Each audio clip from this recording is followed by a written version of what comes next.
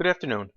My name is Michael Vieira, V-I-E-I-R-A, and I am the President of the New Jersey Council on Special Transportation, and I thank you for this opportunity to address you here today.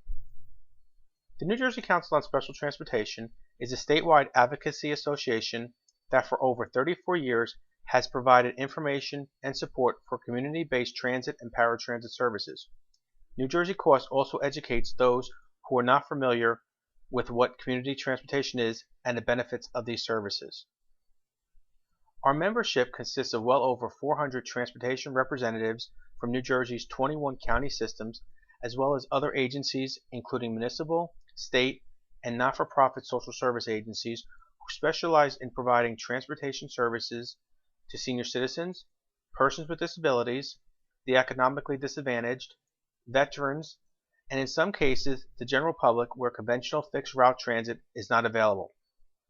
Most of these services are provided door-to-door or curb-to-curb.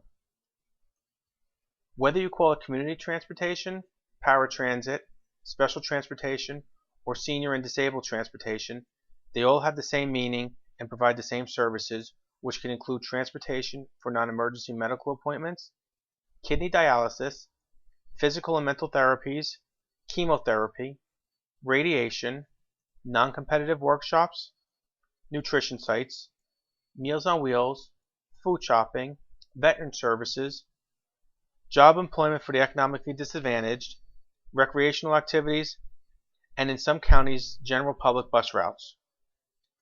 2 years ago, at this same public hearing, at this same podium, I addressed the financial crisis affecting community transportation, and in particular, 21 counties that receive casino revenue funding from the Senior Citizen and Disabled Residents Transportation Assistance Program, which I will refer to as ScatterTAP. Since 1985, the 21 counties relied on funding from the Atlantic City casinos. Transportation is the only program out of the 19 programs in the Casino Revenue Fund whose funding level is mandated by legislation. And with that, it is the only program that is capped by a percentage, which says ScatterTAP program cannot receive no more than 8.5% of the Casino Revenue Fund. That was fine in the days of good and plenty, but those Atlantic City casinos are not the ones we see today. Yes, the Atlantic City beaches and boardwalk are packed in the summer, the casino restaurants are filled, and the hotel rooms are booked. I compliment Governor Christie and the legislators on their vision to make Atlantic City a family destination. It's working. It really is working. The only problem is that families don't gamble. ScatterTAP, along with the Casino Revenue Fund, rely on people gambling at the slot machines and table games.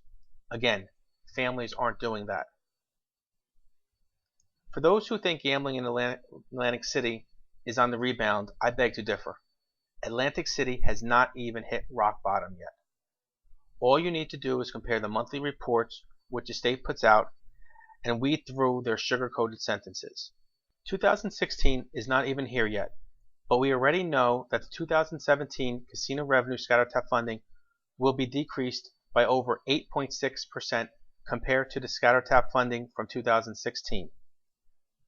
From 2008 to 2015, the Casino Revenue Fund ScatterTAP has lost almost $19 million in funding each year. During these years, ScatterTAP funding has decreased by more than 51%, from a high of $37 million in 2008 to $18 million in 2015. When will this bleeding stop? New Jersey Coast has estimated that over 2.7 million rides could not be provided because of these funding decreases. Previously, I mentioned that ScatterTAP is capped at 8.5% of the casino revenue funding.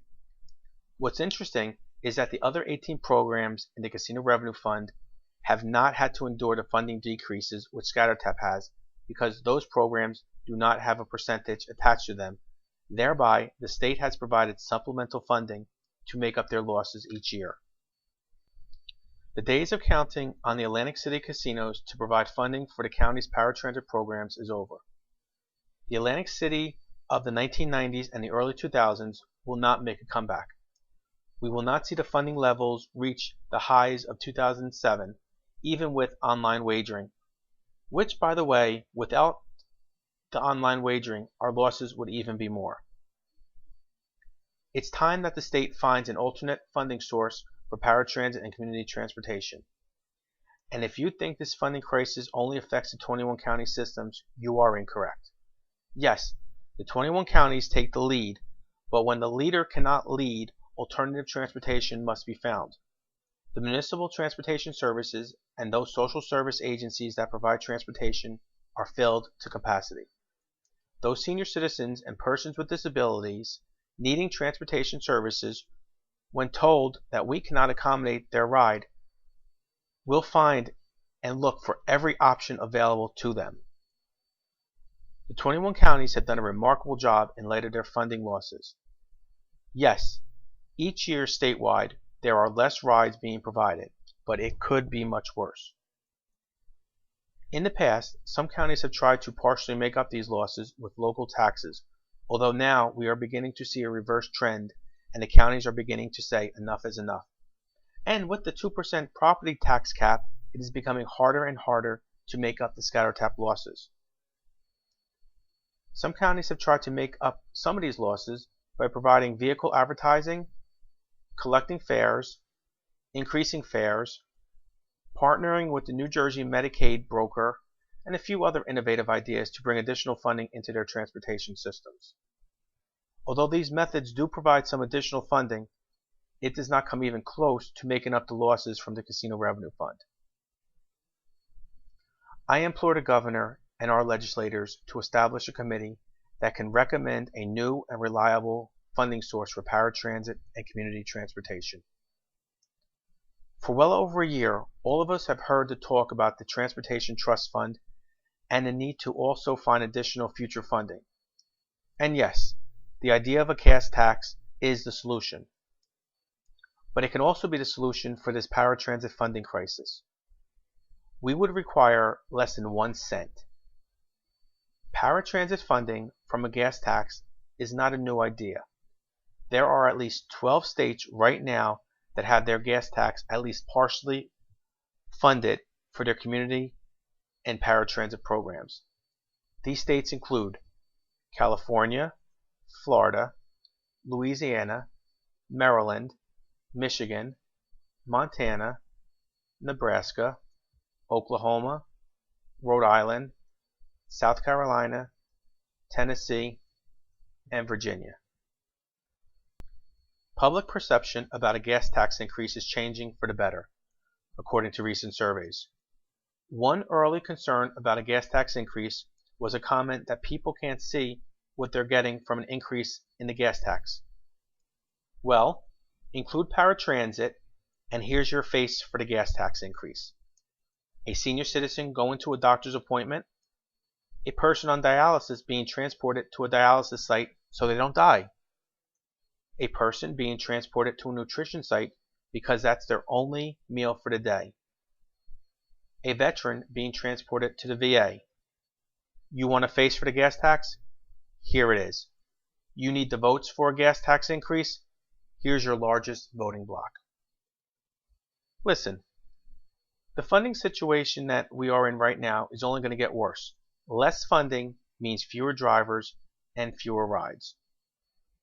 We are also finding that counties have taken their capital replacement funds and earmarked them for operations in order not for them to reduce too many services. But now, what we have on the road are older vehicles having more mechanical issues.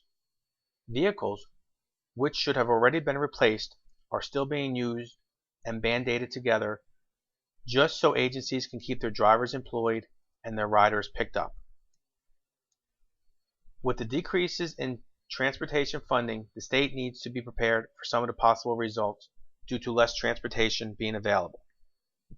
Senior citizens who may have stopped driving may again get behind the wheel and possibly risk their lives and the lives of others on the road.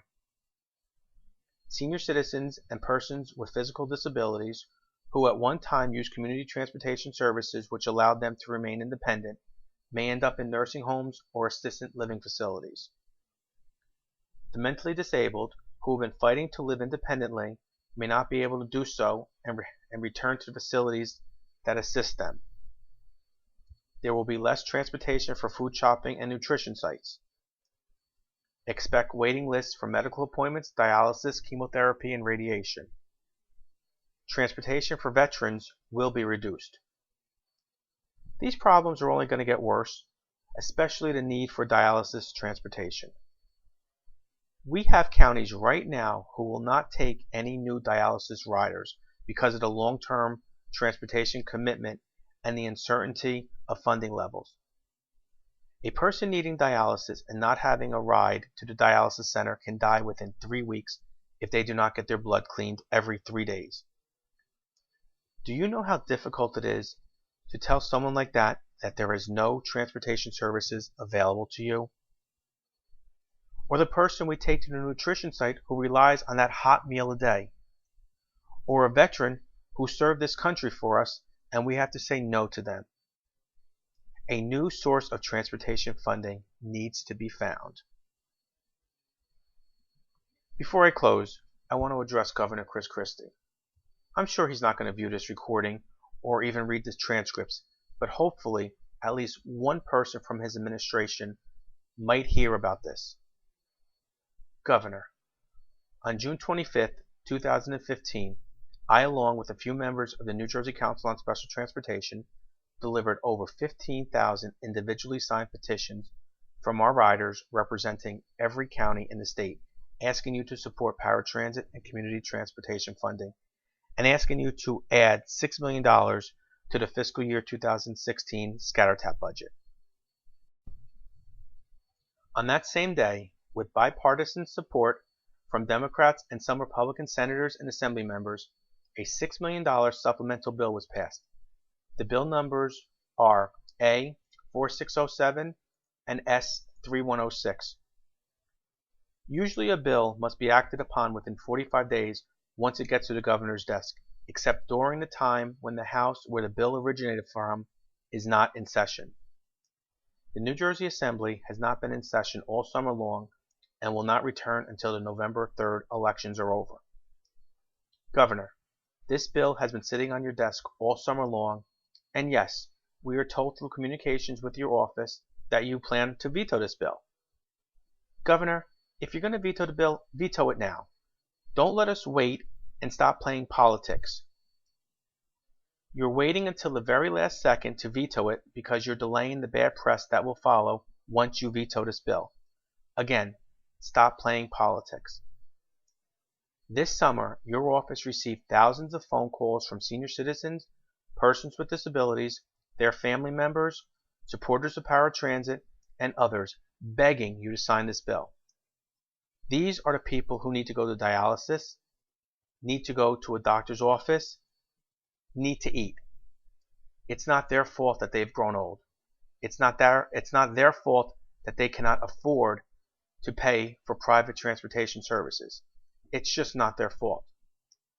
Governor, for all of these people in need, I implore you not to veto the paratransit funding bill and to sign the bill which has sat on your desk for 113 days. Also, I ask the governor and our legislative leaders to support a new and reliable funding source for paratransit, including the possibilities of funding from a much-needed gas tax.